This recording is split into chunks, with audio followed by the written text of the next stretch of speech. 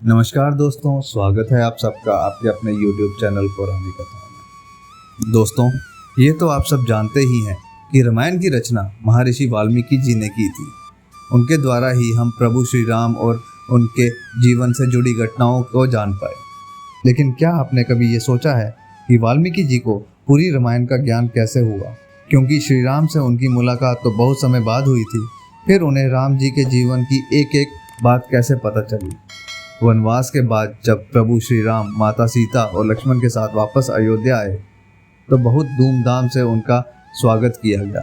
इसके बाद उनके राज्य अभिषेक की भव्य तैयारी की गई, जिसमें तीनों लोकों के सभी देवी देवता, मनुष्य, गंधर्व आदि सब शामिल हुए।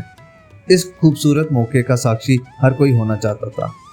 तब भगवान ब्रह्मा ने नारद जी को दर्शन देकर उनसे कहा, मुनिवर, अब समय आ चुका है कि श्री राम के जीवन के बारे में सभी को पता चले, जिससे अनंत काल तक लोगों को ये प्रेरणा मिलती रहे कि मानव जीवन को कैसे जिया जाता है। ब्रह्मा जी की ये बात सुनकर नारद मुनि जी ने कहा, हे भगवान, कौन वो सौभाग्यशाली होगा जो इस सुंदर चरित्र के बारे में खुद लिखेगा?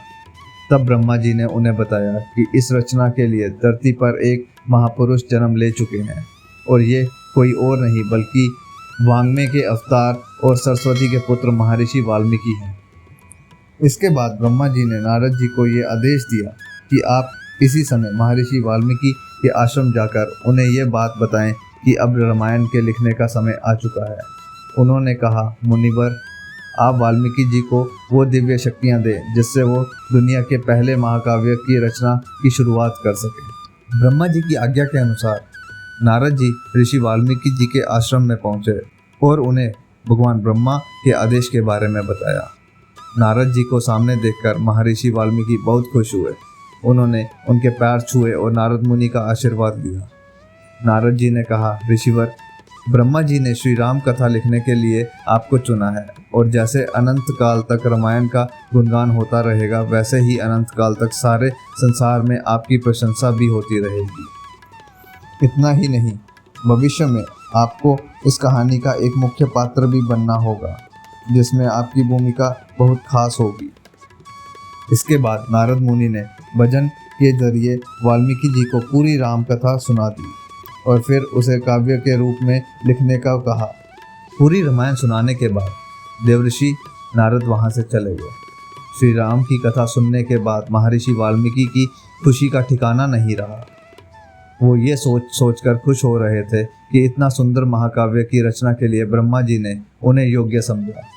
इसके बाद वाल्मीकि जी को भगवान ब्रह्मा ने खुद दर्शन दिए और बोले, इस महाकाव्य को लिखने में देवी सरस्वती आपकी मदद करेगी। उनकी कृपा से आपको छंद बनाने का ज्ञान प्राप्त होगा। इसलिए अब आप श्री राम के जीवन को छंद रूप में लिखें और इस काव्य को रामायण का नाम देकर लिखना शुरू करें। दोस्तों, भगवान ब्रह्मा ने महर्षि वाल्मीकि को ये वरदान दिया कि अब से आप प्रभु राम के जीवन के साथ साथ माता सीता और लक्ष्मण जी के भी जीवन से जुड़े ही सारे रहस्य जान सकेंगे। इन सभी के जीवन में जो भी घटनाएं घटित हुई वो आपको पता चल जाएंगी। इसके साथ ही आप इनके जीवन में भविष्य के होने वाली घटनाओं के बारे में भी अपनी दिव्य दृष्टि से देख पाएंगे।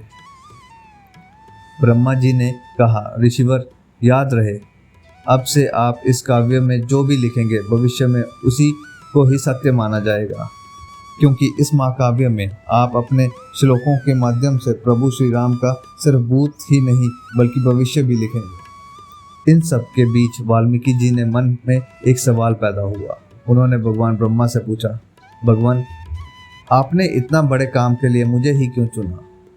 इस पर परमपिता ब्रह्मा जी ने कहा, ऋषिवर, आपकी तपस्या से खुश होकर सभी देवताओं ने आपको ये आशीर्वाद दिया है कि भविष्य में आपको देवी सीता की सेवा करने का मौका मिलेगा। इसलिए ये आपकी तपस्या का ही फल है। इतना ही नहीं, उन्होंने ये भी कहा कि ऐसा करने से आपको सारे संसार में यश मिलेगा और आपका नाम बड़े ही सम्मान से याद किया जाएगा, और ये सब कुछ पहले ही तय किया जा चुका है। महर्षि वाल्मीकि के सवाल का जवाब देकर ब्रह्मा जी उन्हें आशीर्वाद दिया और फिर अंतर्ध्यान हो गए।